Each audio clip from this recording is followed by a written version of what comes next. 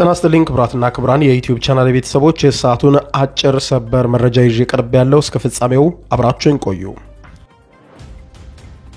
በቀድሚያም የነገው ዕለት ሐሙስ በመላው ዓለም በሚገኙ መገናኛ ብዙሃን ትኩረት ሰጥተው የሚጠብቁት ቀን ነው። ከወደ ቱርክ አንድ ተጠባቂ ዜና አለ። ይሄውም ላለፉት 3 ዓመታት በከፍተኛ ደም አፋሳሽ ጦርነት ውስጥ የቆዩት የሩሲያው ፕሬዝዳንት ቭላድሚር ቭላድሚሮቪች ፑቲን እና የዩክሬኑ ፕሬዝዳንት ቮሎዲሚር ዜሌንስኪ ፊት ለፊት በቱርክ መዲና አንካራ ይገናኛሉ ተብሎ ይጠበቃል። ዜሌንስኪ በዛሬው ዕለት በሰጡት መግለጫ ቀደም ብዬ ነው ወደ ኢስታንቡል የሚሄደው፣ ይህ ንግግራችን ከፑቲን ጋር እንዲሳካ ማንኛውንም ነገር አደርጋለሁ ብለዋል። ፑቲንን ለማግኘት የማላደርገው ነገር አይኖርም ብለዋል። የዩክሬኑ ፕሬዝዳንት ቮሎዲሚር ዜሌንስኪ የቱርኩን ፕሬዝዳንት ረሲፕ ታይብ ኤርዶዋንን ለማግኘትም አስቀድሜ ነው ወደ አንካራ የሚሄደው ያሉ ሲሆን ከሩሲያ አቻቸው ጋር በነገው ዕለት ሐሙስ በሚደረገው ቀጥተኛ ንግግርም እንደሚገኙም አስታውቀዋል። ዛሬ ረቡዕ ረፋድ ላይ ወደ ቱርክ ኢስታንቡል ያቀናሉም ተብሎ ይጠበቃል። ስብሰባው እንዲካሄድ ማንኛውንም ነገር እናደርጋለን ሲሉ በኪየቭ ለተሰበሰቡ ጋዜጠኞች ከወዲሁ መግለጫ የሰጡት ዜሌንስኪ ከፑቲን ጋር መነጋገራችን ወሳኝ ነው ብለዋል።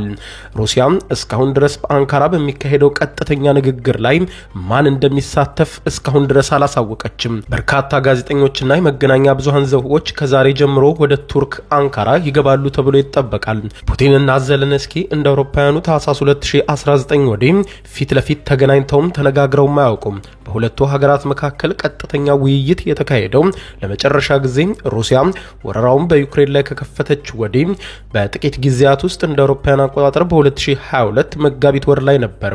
በቱርክ ያለምንም ቅድመ ሁኔታ የሚደረገው ቀጥተኛ ውይይትን የጠሩት ራሳቸው የሩሲያው ፕሬዝዳንት ቭላድሚር ቭላድሚሮቪች ፑቲን ሲሆኑ ይህንን ተከትሎ ዜሌንስኪ ራሳቸው ወደ አንካራ እንደሚሄዱ አስቀድመው ያስታወቁ ሲሆን በዛሬው ዕለትም በሰጡት መግለጫ ቀጥታ ራሴ ሄጄ አነጋግራለሁ፣ ፑቲንም ተመሳሳዩን እንዲያደርግና ተወካዩን ከመላክ ራሱ በቀጥታ ወደ አንካራ እንዲመጣ እመኛለሁ፣ ይህም ውይይት ከፑቲን ጋር እንዲካሄድ ማንኛውንም ነገር አደርጋለሁ ብለዋል። ፑቲን በበኩላቸው ከዩክሬን ጋር እንነጋገራለን፣ እንደራደራለን፣ ሐሙስም ከዩክሬን ጋር እንገናኛለን ከማለት ውጪ ነገር ግን እርሳቸው ይሄዱ አሊያም ተወካዮቻቸውን ይላኩ እስካሁን ድረስ አልታወቀም።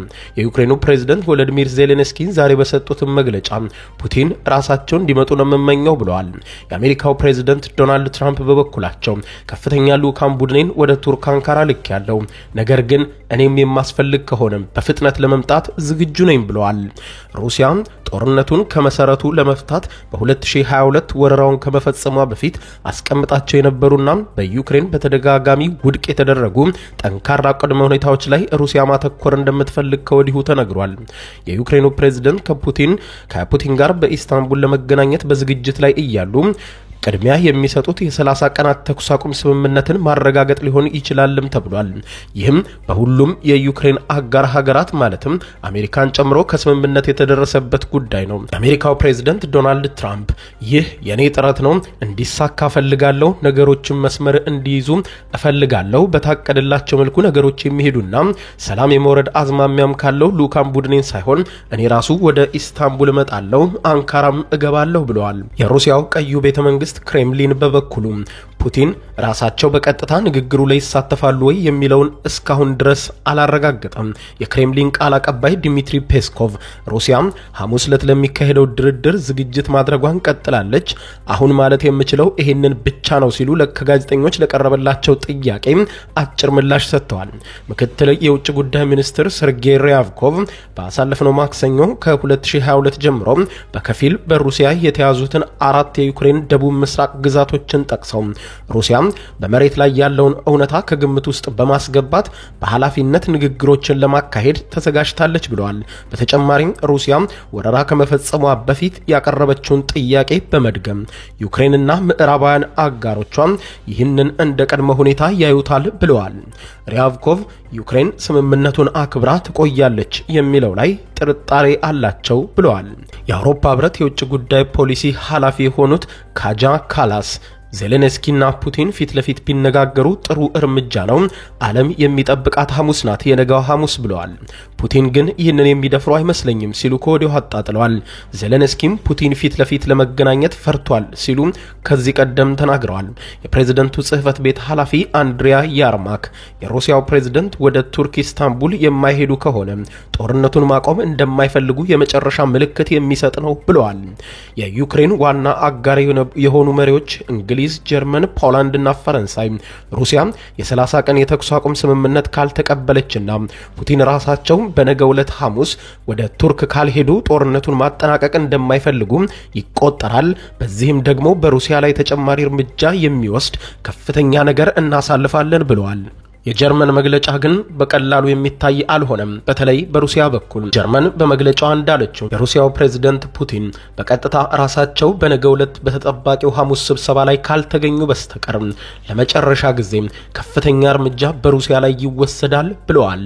ይህ ደግሞ ሩሲያን እልህ ውስጥ የሚከት ነገሮችን ሁሉ የሚያወሳስብ ሊሆን ይችላል ተብሎ ይጠበቃል። ከወዲሁ ግን ከሩሲያ የሚጠበቀውን ዜና ዓለም ለመስማት ጓጉቷል። በነገው ዕለት ሐሙስም ሁለቱም ተሻኳች ሀገሮች ለአንዴና ለመጨረሻ ጊዜ ችግራቸውን በጠረጴዛ ዙሪያ ለማክተም ይገናኛሉ ወይ የሚለው ጉዳይ አነጋጋሪ እየሆነ መጥቷል። ያም ሆነ ይህ በነገው ዕለት በቱርክ የሚስተናገደውን ክስተት መገናኛ ብዙሃን አነፍንፈው ለመስማት ቱርክ አንካራ ላይ እየከተሙ ነው። በነገው ዕለት ምን ይሰማ ይሆን የሚለው የመላው ዓለምን ትኩረት የሚስብ ዜና ነው። በተለይም በሩሲያና ዩክሬን ጦርነት ምክንያት የተመታው ኢኮኖሚ ዳግም የሚያገግምበት ቀን ሊሆን ይችላል ተብሎ ተነግሯል። በሌላ ዜና እስራኤል በጋዛ ሆስፒታል ላይ ባደረገችው ከባድ የአየር ድብደባ ከ28 በላይ ንጹሃን ዜጎችን ስትገድል በርካቶችን አቆሰለች። እስራኤል ካን ዩኒስ በተባለው አካባቢ በሚገኘው ዩሮፒያን ሆስፒታል ላይ ባደረሰችው ከባድ የአየር ድብደባ ከ28 በላይ ንጹሃን ዜጎች መገደላቸውንና በርካታ ሰዎችን መቁሰላቸውን የሲቪልና መከላከያ ኤጀንሲ አስታውቋል።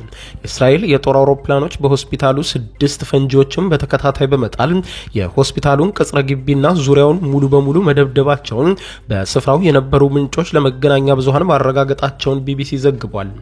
የእስራኤል መከላከያ ኃይል ከሆስፒታሉ ስር በነበሩ የሐማስ ኃይሎች ላይ እንዲሁም በሆስፒታሉ ስር ባለ ሐማስ ማዘዣ መቆጣጠሪያ ጣቢያ ላይ ትክክለኛ ኢላማ አስልቼ የወሰድኩት እርምጃ ነው ሲል አስተባብሏል። በጋዛ የሚሰራው የቢቢሲ ጋዜጠኛ በአየር ጥቃቱ ከቆሰሉት መካከል ሲሆን የሕክምና ክትትልም እየተደረገለት እንደሚገኝ ጋዜጠኛው የሚሰራበት ተቋም ቢቢሲ ዘግቧል። የአየር ጥቃቱ በሆስፒታል ውስጥ በርካታ ጥልቅ ጉድጓዶችን የፈጠረና እጅግ በርካታ ሰዎችን ያወደመ ከፍተኛ የሆነ ፍንዳታ ፈጥሯል ብሏል። ትልቅ አውቶቡስን ጨምሮ በርካታ ተሽከርካሪዎችም በስፍራው የነበሩ ወድመዋል ብሏል።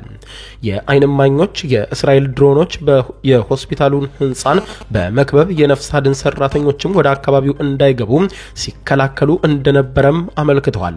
ለረድኤት ሰራተኞች የሚሰሩት ዶክተር ቶም ፖቶካር ጥቃቱ ሲፈጸም በሆስፒታሉ እንደነበሩ ለቢቢሲ እማኝነታቸውን ሰጥተው ያለምንም ማስጠንቀቂያ 6 ከባድ ፈንጂዎችም ተከታትለው በሆስፒታሉ ላይ ተጥለዋል።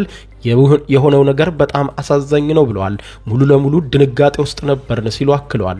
ማቾችና ቁስለኞችም በአካባቢው ወደሚገኝ ሌላኛው ሆስፒታል ናስር ሆስፒታል የተወሰዱ ሲሆን የሆስፒታሉ ድንገተኛ ክፍልም አስቀድሞ በአየር እንደተደበደበ የዓይን እማኞች ገልጸዋል። በዚህ ጥቃትም ታዋቂ የሆነው ፊሊስጤማዊ የፎቶ ጋዜጠኛ ሐሰን አስሊ ከተገደሉት 2 ሰዎች መካከል አንዱ እንደሆነ ገልጿል። ጋዜጠኛው ከዚህ ቀደም በአየር ጥቃት ለደረሰበት ጉዳት በሕክምና ላይ ሳለ በሆስፒታሉ ቀዶ ሕክምና ክፍል ላይ በደረሰ የድሮን ጥቃት ነው ህይወቱ ያለፈው የተባለው።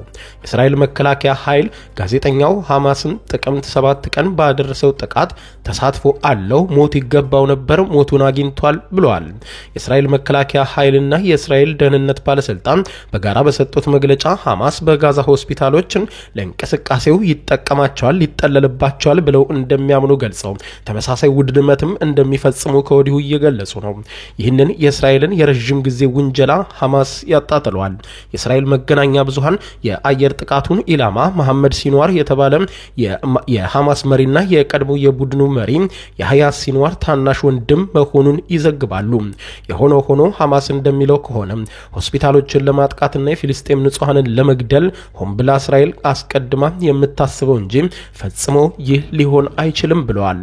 እኛም በሆስፒታሎች ስር የለንም፣ ነገር ግን ይህንን የምታደርገው እስራኤል ሆነ ብላም ፊልስጤማውያን ንጹሃን ዜጎችን ለመግደል የምታደርገው አንዱ የጭካኔ እርምጃዋ ነው በማለት ገልጾታል። እስራኤል በጋዛ እየወሰደች ያለውን እርምጃ አሁንም አስፋፍታ መቀጠሏ ከተለያዩ ዓለም አቀፍ ተቋማትም ከፍተኛ ተቃውሞ የገጠመው ቢሆንም እስራኤል ግን በእርምጃው ቀጥላለች። ክቡራን አድማጮች ለሰዓቱ ብታደምጧቸው መልካም ናቸው ያልኳቸው አጫጭር መረጃዎች እነኚህ ናቸው።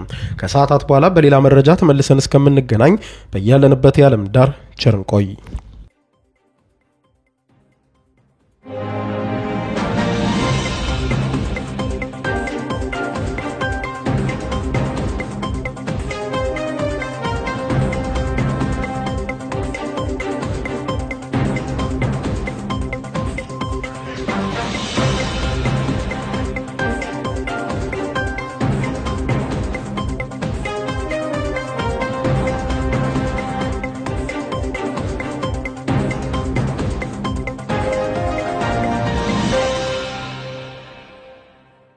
የዩቲዩብ የስኬት ሚስጥሮችን በዝርዝር የያዘው የአቤል ብርሃኑ የወይኗ ልጅ አዲስ መጽሐፍ በገበያ ላይ ዋለ። ዩቲዩብ ለመጀመር በአጭር ጊዜ ስኬትን ለመቀዳጀት አስበዋል? ዩቲዩብ ጀምረው ሚስጥሮቹ አልገባ ብለውታል? እንግዲያውስ አዲሱ በዩቲዩብ 2 የወርቅ 3 የብር ሽልማቶችን ያገኘው የአቤል ብርሃኑ የወይኗ ልጅ የዩቲዩብ ሚስጥሮች መጽሐፍ በዝርዝር ሁሉንም ያብራራሉታል። ዛሬውኑ ገዝተው ህልሞን የሚያደርጉበትን የዩቲዩብ የስኬት መንገድ ይጀምሩ። በውጭ ሀገራት ለምትገኙ ከአማዞን ላይ ብታዙ በቀናት ውስጥ ደጁ ይደርሳል። የአማዞን ሊንኩን እዚህ ቪዲዮ ኮሜንት ላይ ያገኙታል። በሀገር ውስጥ ለምትገኙ በ0949 13 0000 ቴሌግራም ላይ ይዘዙ። ካሉበት ቦታ እናደርሳለን። የዩቲዩብ ሚስጥሮች ዘመኑ ጋር ተፈላጊ መጽሐፍ